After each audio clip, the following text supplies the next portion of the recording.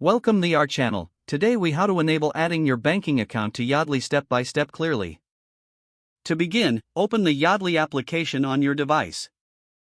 Log into your Yodlee account using your credentials. Once logged in, navigate to the account management section. Look for the option labeled Add Account or Connect New Account. Click on that option to initiate the banking account addition process.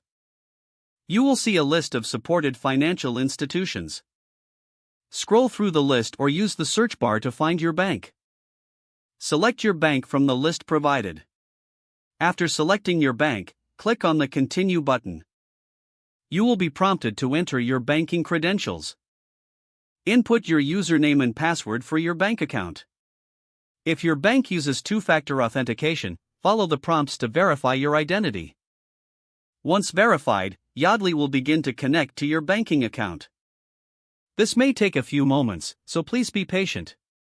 After the connection is successful, you may be asked to select your account type, such as checking or savings. Choose the appropriate account type and click Next.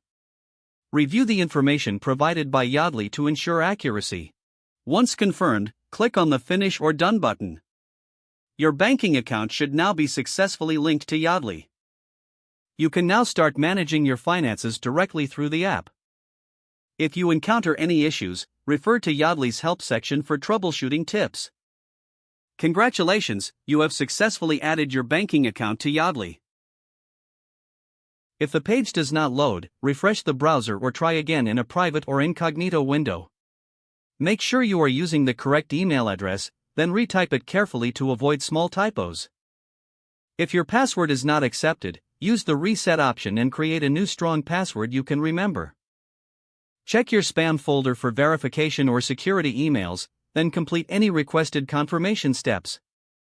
Enable two-factor authentication if available to improve account security and reduce unauthorized access risk.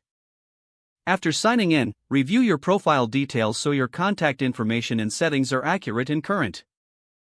If you see an error message, note it down and try again after restarting your device and internet connection. Log out when you finish, especially on shared devices, to keep your account and payment information secure. Don't forget to like this video and subscribe to our channel for more step-by-step tech guides.